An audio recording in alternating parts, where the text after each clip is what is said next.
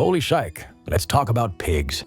Here's your host of the Pork Podcast, Jennifer Shike. There's just something about the story behind the story. And as a storyteller, I'm always searching for ways to give readers just a little bit more. And that's what the Pork Podcast is all about, bringing you stories of the people and the progress of the pork industry. I'm Jennifer Shike. Let's go find just a little bit more.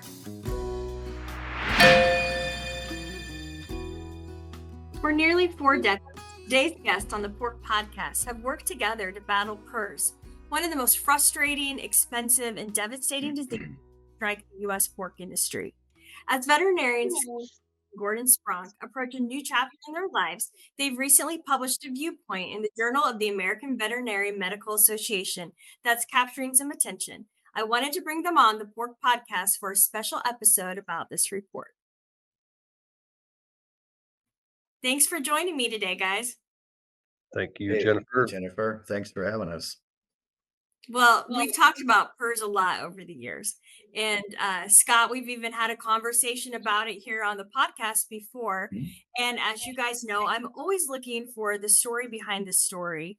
So tell me, what led up to this article that was just published in the Journal of American Veterinary Medical Association, and why now? Why are you guys choosing to publish this viewpoint now? Well, yeah, let's see. How many years has it been? 38 years, I think, since I've been a graduate veterinarian. And 37 of those have been dealing with PRRS. So PRRS emerged in the US in 1987, as we know. I saw my first case in 88. Gordon, maybe the same. But so we've been, the two of us side by side, have been working on this for a heck of a long time, like many of the listeners are or have been. So, but what led to the paper was sitting down and asking myself the question I get asked all the time: what's the future for PRRS in the United States? You know, what's going to happen? What are we going to do? And the time for that question is probably most importantly right now, just due to the highly pathogenic new variants of the virus that have emerged and are causing so much problems from the animal welfare side as well as economic side. And we'll talk about that. But people ask me that question: what's the future of this disease in the United States? And so I sat down and answered it. I sat down and wrote it. I wrote what's called a viewpoint. And this is an opinion piece that's got some science backing that we submitted for review in the JAVMA, as we call it. And along the way, I wanted to bring Gordon in on it because he's got a great vision for this disease, having a lot of experience with it. So that's kind of how I did it. I sat down in an hour. I had the draft. I sent it to Gordon. He modified it and made it better. And we sent it in for publication. And what do you know? The response was very positive from the reviews, which you usually don't get. People told me this is exactly the right thing that needs to come out at this time, and you guys are the perfect people to tell the story. So it was just timing, one of those things. And I really appreciate what Gordon did to help the draft out when I sent it your way. So Gordon, what do you think about it? Well, I think, Jennifer, it's a great question. Why now? And Scott's alluded to the first one of the changing nature of the virus. From a producer standpoint, it's changed. And I'd argue respectfully that it's more impactful at the sow farm level and at the wean to finish market level, meaning that specifically, traditionally, PRRS was a farrowing house issue where you had high pre-wean mortality. Then it evolved into a nursery issue over time. And now what's happening is these highly pathogenic isolates, as Scott has described, they're moving around in areas between wean to finish barns, meaning that you can have your sow farm negative, produce a group of negative pigs, place them negative, but then they become infected with lateral transmission.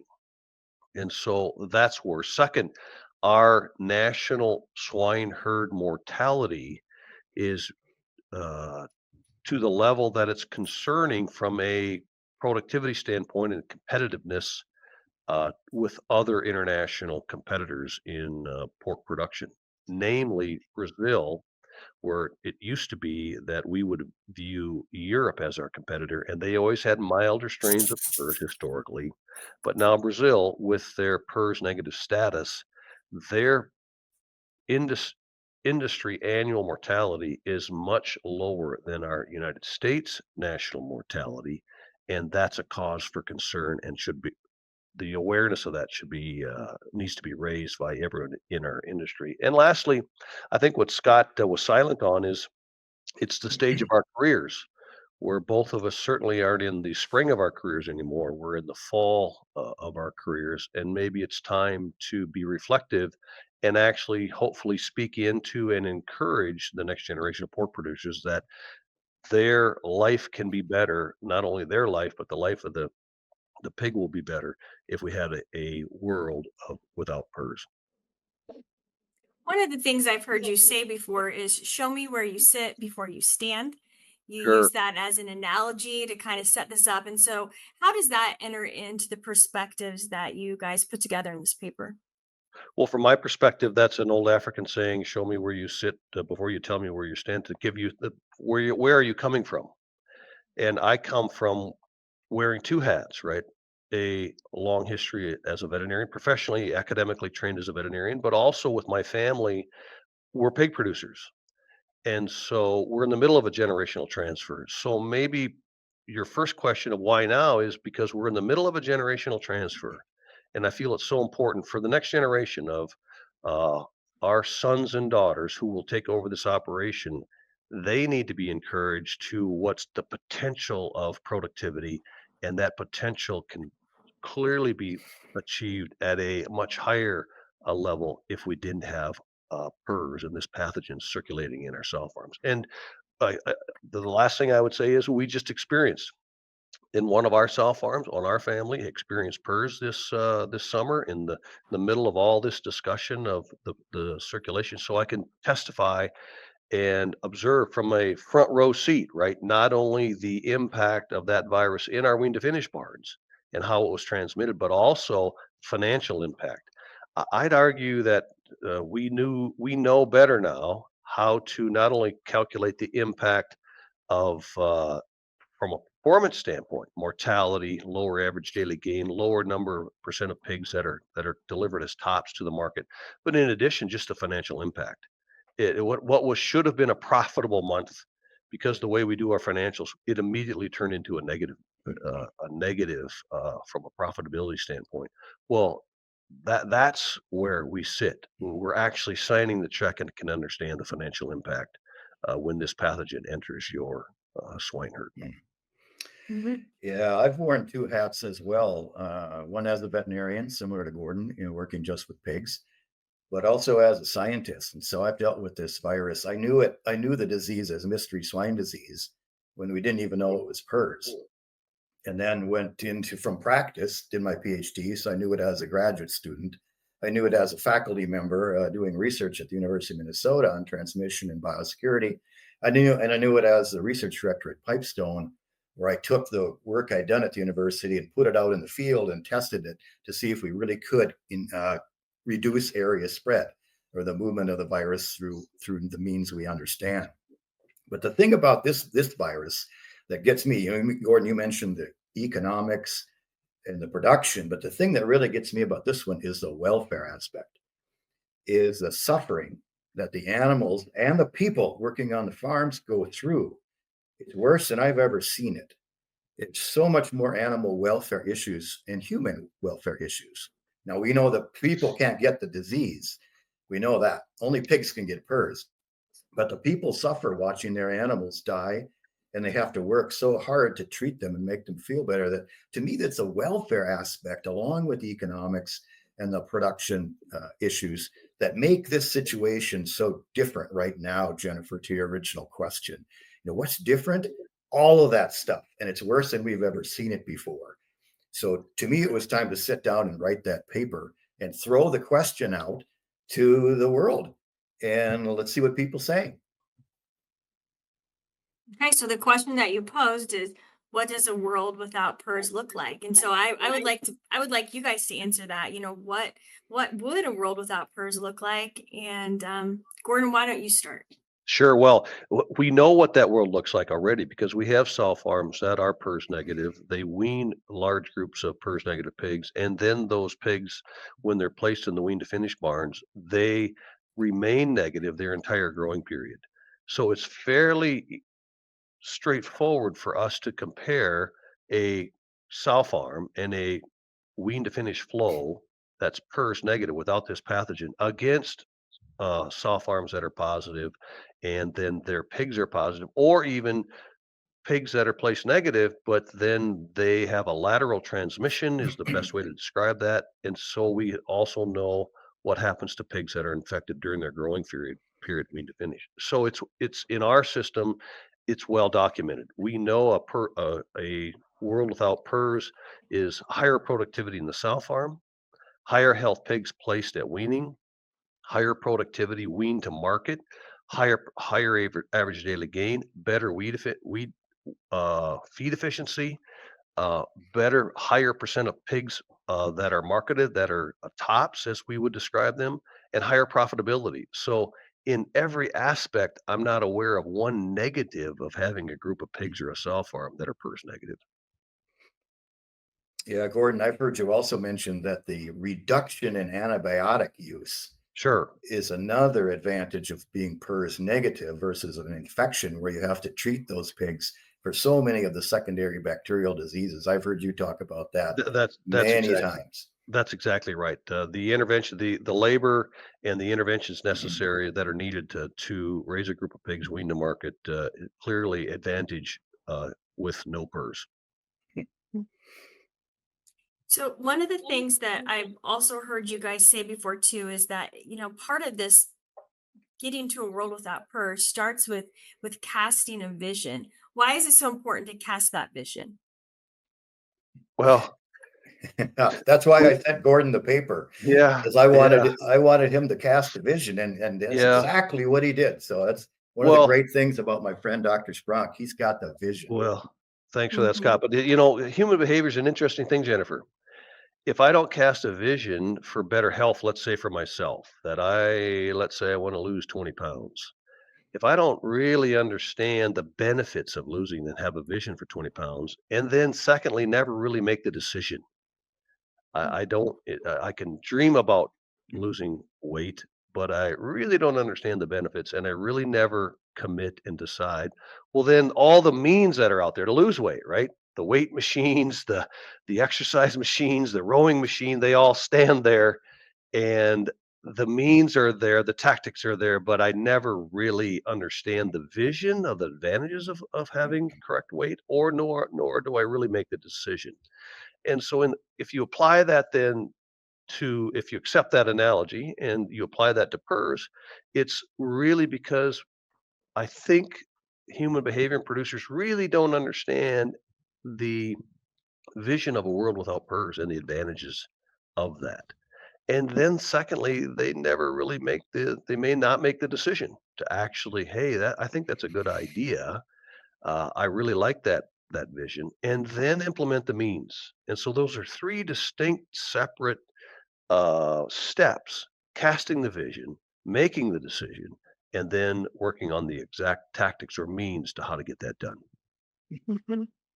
So let's talk about those tactics. Scott, you have those kind of tactics outlined in the paper. Mhm. Walk us through, how you would approach creating a world without PRRS. Yeah, so I call them non-negotiables, and tactics is another word, but they're the things we got to do to get to that vision that Gordon so eloquently stated, a world without PRRS. So there were 6 tactics or 6 non-negotiables, and I'll just list them for us, and we can get into individuals once we, dig down a little deeper if we want to talk about certain ones or not. But number one, right off the bat, is we have to strive for and succeed elimination of this virus at the national level, at the national herd level. We cannot live with this virus anymore. We simply cannot, for all the reasons we've just been talking about. It's too bad. It costs too much. It's too damaging to the animals and the people. So elimination is number one. Non-negotiable number two, or tactic two, was we have to elevate the U.S. biosecurity at the herd level. We know how to keep PRRS out of farms. We know we can do it. We've proven it. We've published it. We have to do it now. We know what it takes to keep PRRS out of farms. Number three was we have to be more strategic in how we move our pigs. I'm not saying here we have to have regulatory control about where we move pigs, but I'm talking about we simply cannot continue to take PRRS positive pigs and place them right next to PRRS negative pigs because, like Gordon talked, lateral infection. That's what happens all the time. We got to be more strategic about where we move our pigs and how we communicate to our fellow pork producers. Number four is we have to be more selective in the use of a technique called live virus inoculation, or LVI, which, as people know, that's taking the farm-specific virus from the serum of the sick pig and turning it into an inoculum where you actually immunize animals with that specific strain to get immunity against that specific strain. Now, it's a great concept, but what's being done now in the industry is there's continuous application of LVI over and over and over on farms. And it's oftentimes given to pregnant sows. And we know what happens when you give pregnant sows PRRS virus, they abort. And it's, again, a welfare issue. I don't like that. I've never liked that at all, especially in the third trimester, what it does. There's a much more strategic way to use LVI and vaccines in combination to get to an elimination process. And we can talk about that when we want. Number five was we need a better genetic response in our sows to PRRS. And there's some really interesting stuff happening with genetic selection, the more of the traditional means, or there's gene editing, which is more of an artificial means. And both of those have strengths and limitations, and we should talk about those when we dig down. And finally, the number six, and one of the most important, is producers need to enroll in US SHIP. So everybody needs to be a member of US SHIP because that's our platform that we can talk together, we can work together, we can communicate together, we can go through and make some decisions as an industry rather than just all by yourself. So those six things are the tactics or the non-negotiables that I came up with. There could be others. This is just a starting point for the discussion. So a lot of information there, Jennifer. We can dig down if you want to on specific points or not, but that's what's in the paper. Well, I like how you broke it down into these six non-negotiables because I think it helps people better visualize, just as we're saying, how to get there and what you can do. So national elimination, let's talk about this. I mean, this has happened before in our industry. We've been able to eliminate other diseases before. What do we need to rally around national elimination? What are some of the challenges that make that not as easy as putting it on a piece of paper? Yeah. When I was the president of the American Association of Swine Veterinarians in 2005, 2006, I called for national elimination of PRRS. And it was the right thing to call for, but it was ahead of its time. We were missing two things. We were missing a clear understanding of area spread. How do we prevent the virus from moving from farm to farm? We know a lot more about that now. We know about the biosecurity protocols we need. We didn't have that information back in 2005. The other is US SHIP. We didn't have a united platform that we could all work together on to kind of collectively come together with decisions as an organization rather than just an individual. So we've talked about it before, but we weren't ready to do it. Now, because we have this new information, we have this new infrastructure coming, now is the time we can start having that conversation again. I think it's important to also point out that other countries have also are going down this path. Hungary would be one as a successful example of a national elimination program. So much smaller herd, much smaller national herd, but they in fact have eliminated the virus. Denmark is also on the path. They've declared that they're on a pathway for national elimination of this virus. So there's other examples of national programs, Jennifer, in addition to the fact that there's other examples of other pathogens that our national herd has eliminated. Most recently is pseudorabies. Prior to that, it was hog cholera. Prior to that, it was foot and mouth. So there are other examples where pathogens have been eliminated from our national herd. For sure.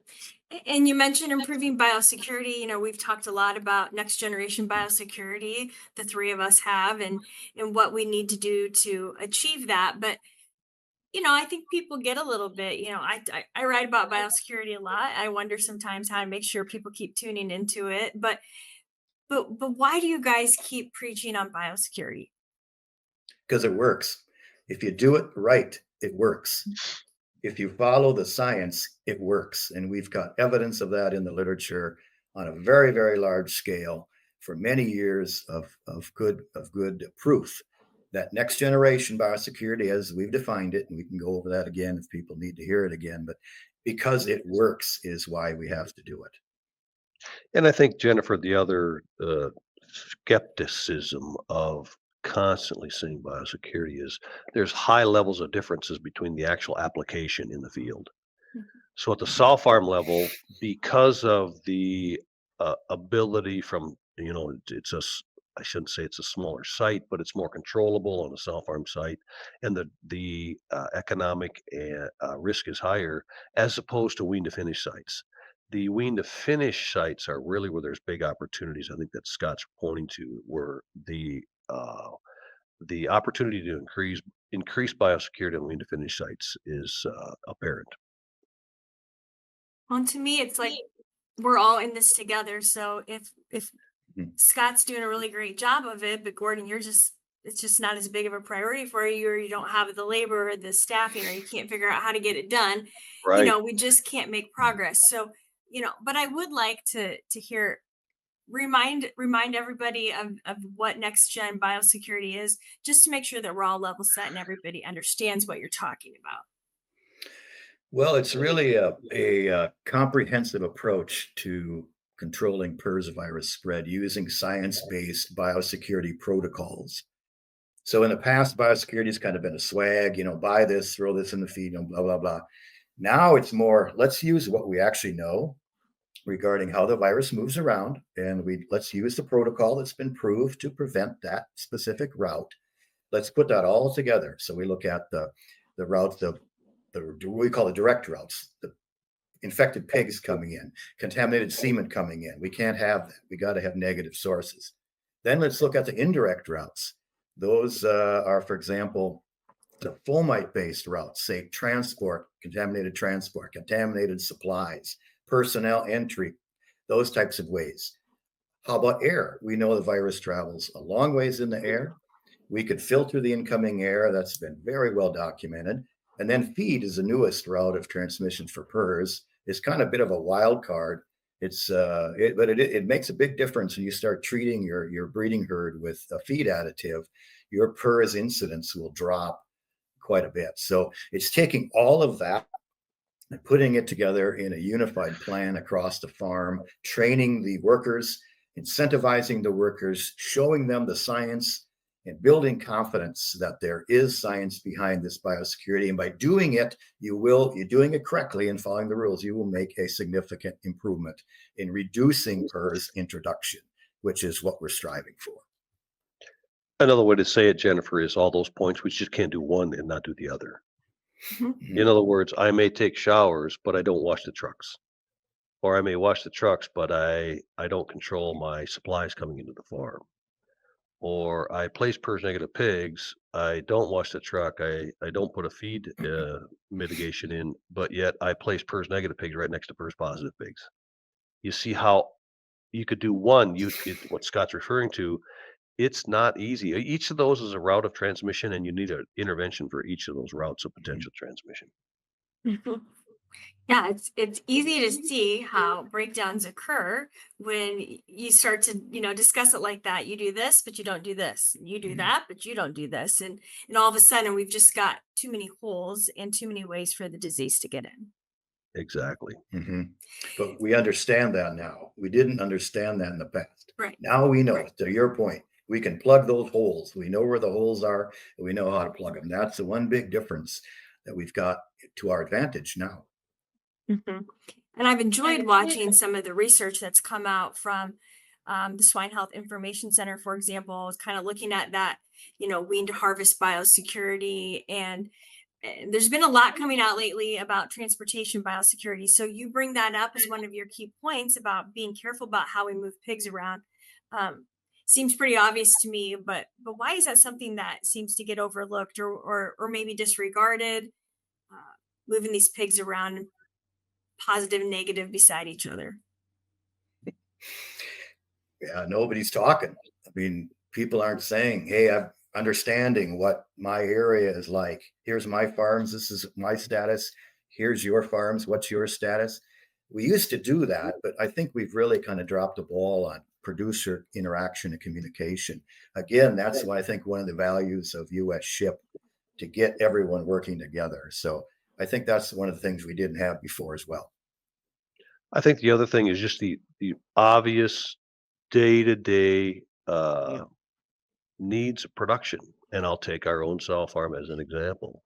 Once our sow farm gets infected, we have to do something when those pigs get weaned, Jennifer. And we know that those pigs are carrying virus when we wean them. So as Scott says, we need a better answer to what to do with pigs that are coming from a positive farm that are now being placed outside of that farm and being transported. It's the the economic and environmental theory of tragedy of the commons comes to mind, where it's our self-interest to move those pigs and our self-interest to place them outside of the sow farm. But that's not in the best self-interest of everyone else, Jennifer. And so the best I can do is coordinate either in my own area or with my neighbor, say, now listen, I've got some positive pigs here. Can we help each other out to keep them away from your PRRS negative pigs? I think that's one practical example of the challenge that we face. Yeah. I think it's a good one to bring up. And yeah, you did a great job of kind of explaining the sensitivities around live virus inoculation, but why is that so challenging to restrict that technique? Why is it something that we see used so often today?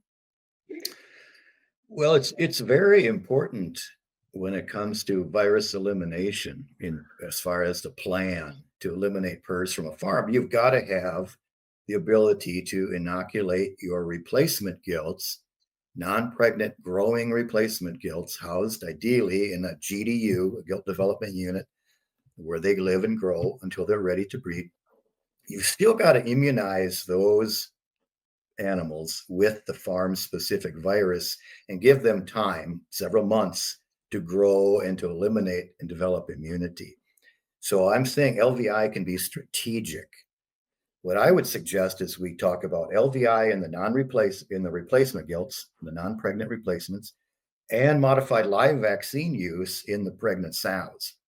Because Daniel Inhar's great work he did many years ago, he showed that if you use the LVI and you compare it to an MLV, you're going to have a much quicker return to normal production with the use of vaccines versus the live virus. There's more loss when you use the live virus inoculation. So you'll get back to normal, whatever that was defined by your records, faster.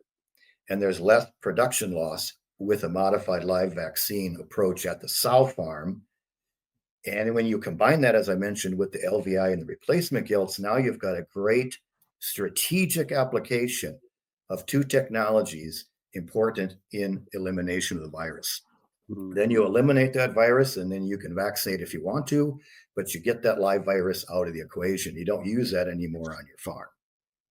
The concern, Jennifer, is we want elimination as a tool, and that's one tactic as a tool. However, the risk of using LVI is this: you just exponentially exploded the amount of virus that's in an area, and there's pretty consistent observations of once LVI is used in an area, high risk of movement of that same virus in an area that puts all pigs uh, potentially at risk in that area when LVI is used.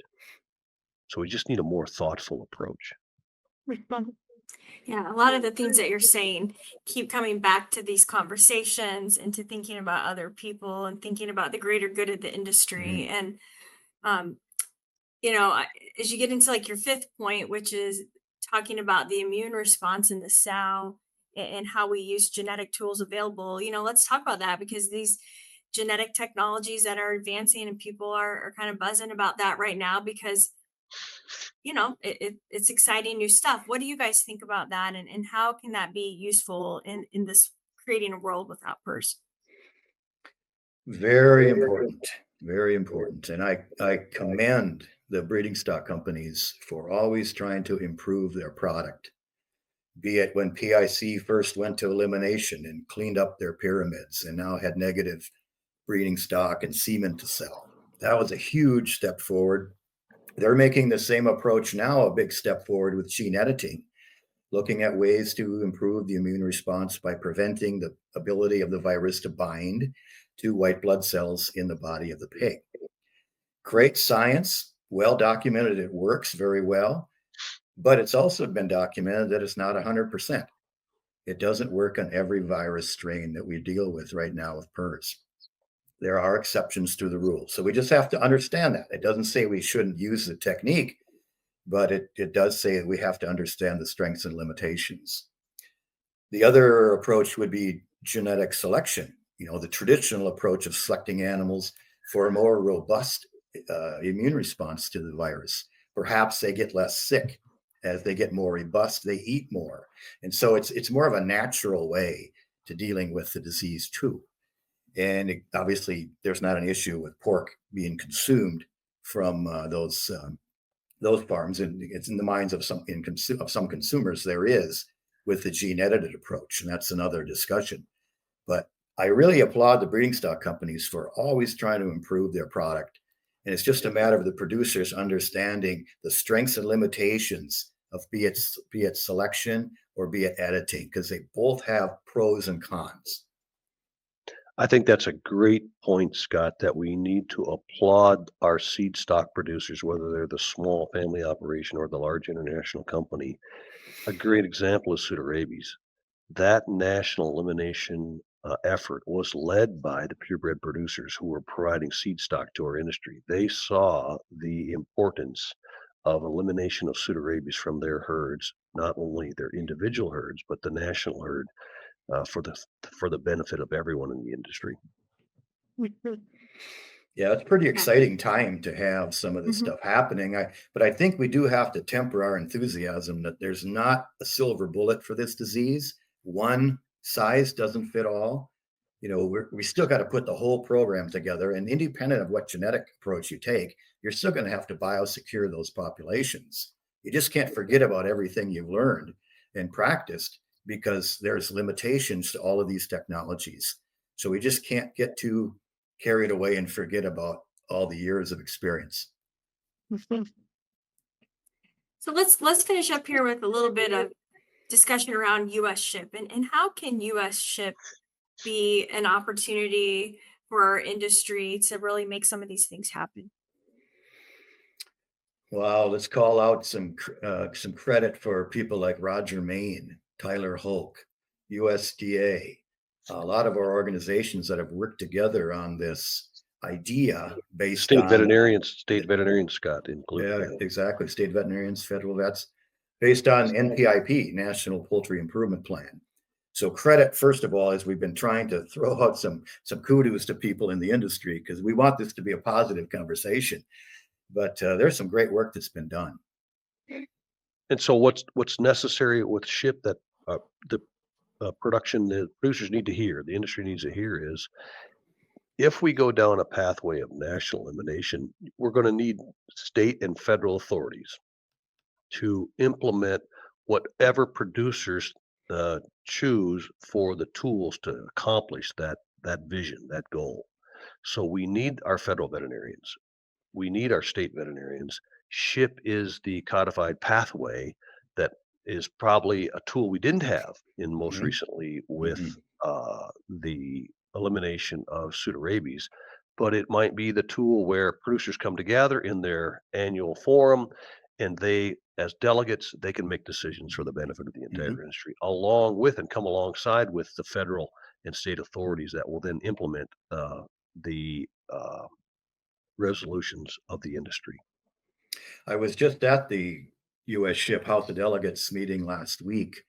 And I love those meetings because there's so much excitement in the room because people are talking about tough topics, but they're talking about it together and they're making decisions and they're casting their ballots and they're making progress. And so that never used to happen in my time. So it's just I just get excited when I see the activity going on at the level of the industry.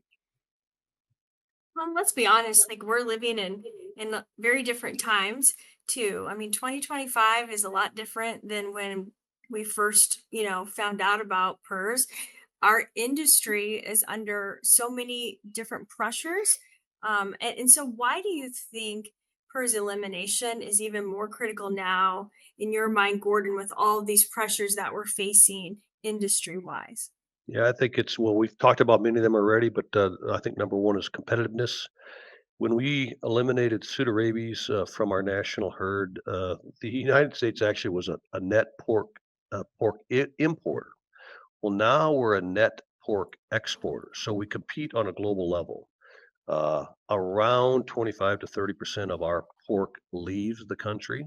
So it's important for us to be competitive in that market. And we have new competitors. It's namely, Brazil isn't a future competitor. Brazil is a current competitor.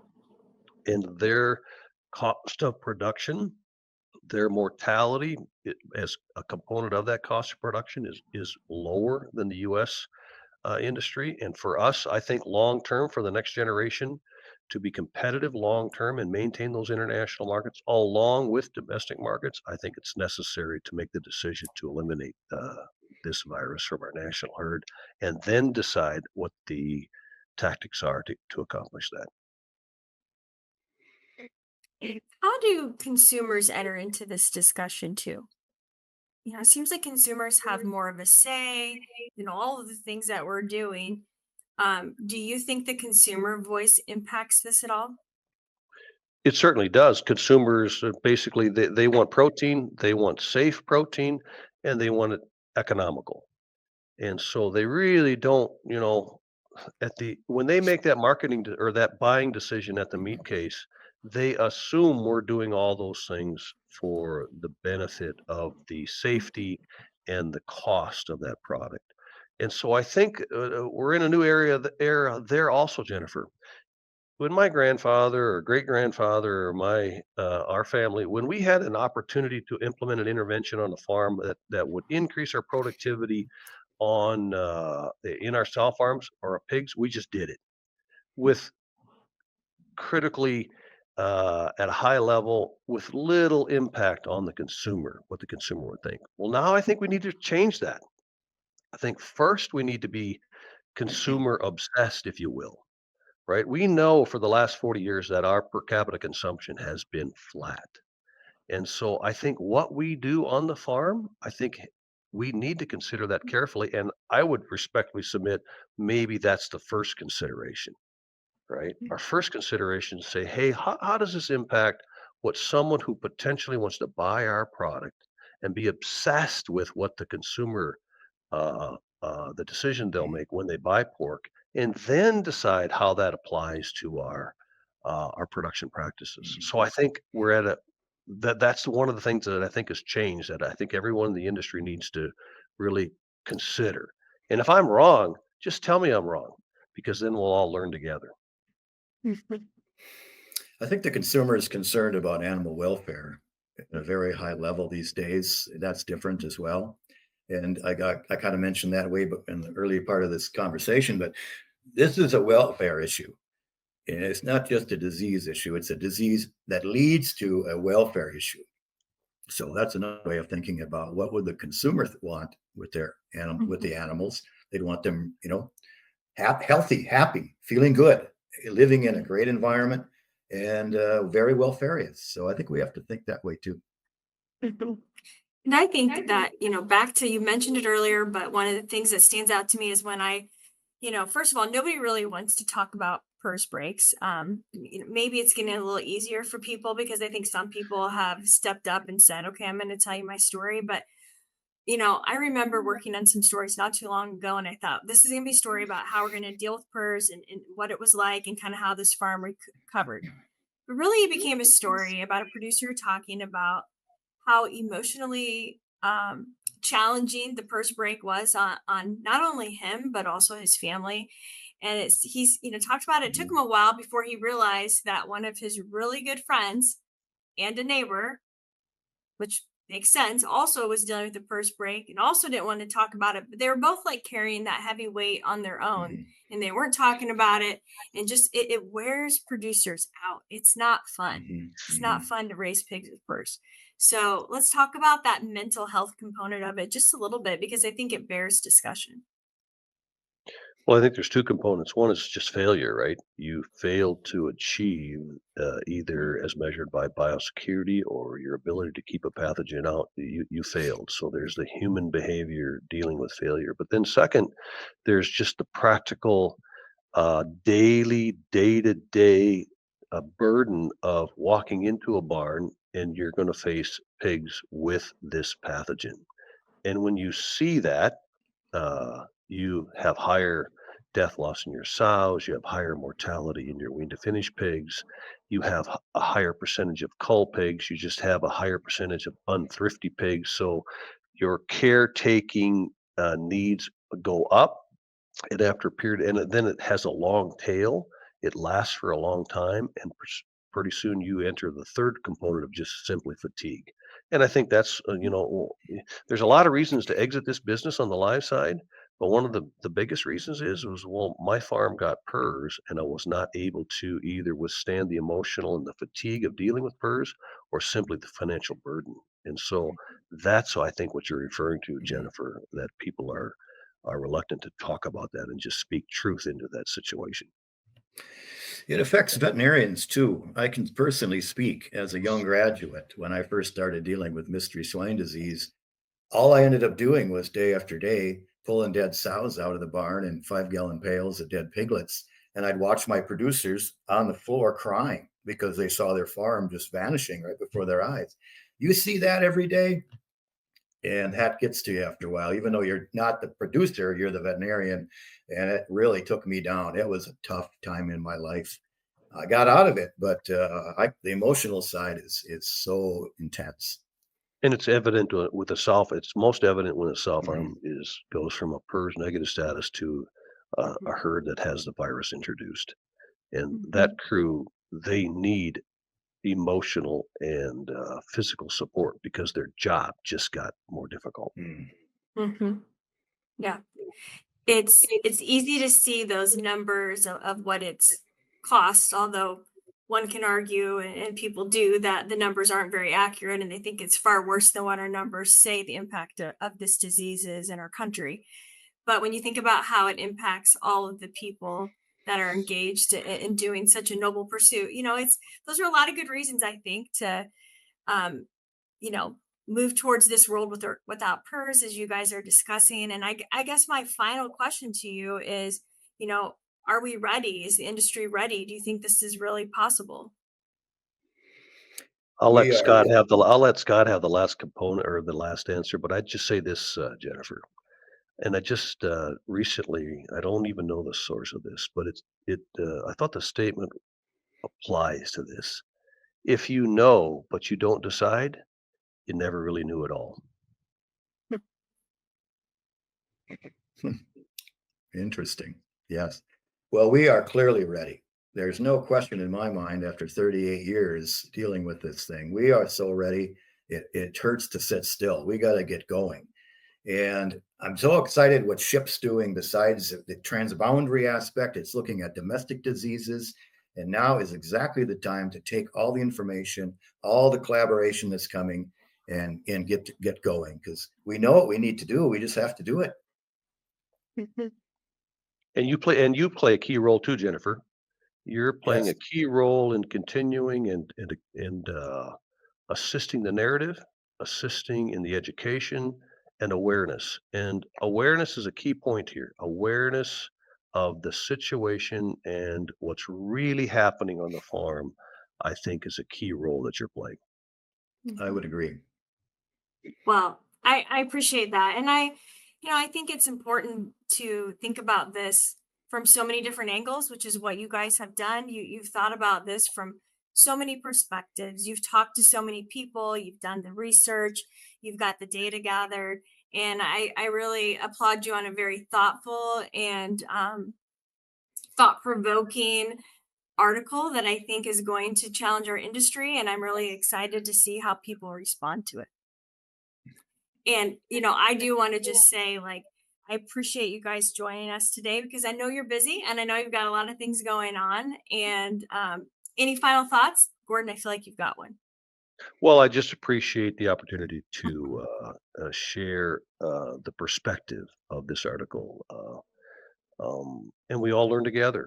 And so I Mhm. appreciate that opportunity. Mhm. And I appreciate people taking time to read it and listen to this podcast and probably read the story that you'll write about it, Jennifer, because there's never been anything written like this before in my PERS 30 some years. We've never talked like this before. And I think we're ready now more so than we've ever been. So I appreciate getting a chance to get this article a little extra attention through your expertise in journalism, because I think it'll really help circulate it and make it aware for all the producers that really need to read it. Well, and that's our goal. That's why we're here. We want people to know what's out there, and I think that to your point, we've got a very intelligent industry that are full of great thinkers and great minds who work very hard at what they do every day. And so it'll be fun to see what they have to say about this and where we go from here. And I want to thank all of our listeners for joining us today. And don't forget, you can dive into more of the Pork Podcast on Farm Journal's YouTube channel and listen to it anywhere that podcasts are found. I'm Jennifer Scheid, finding the story behind the story.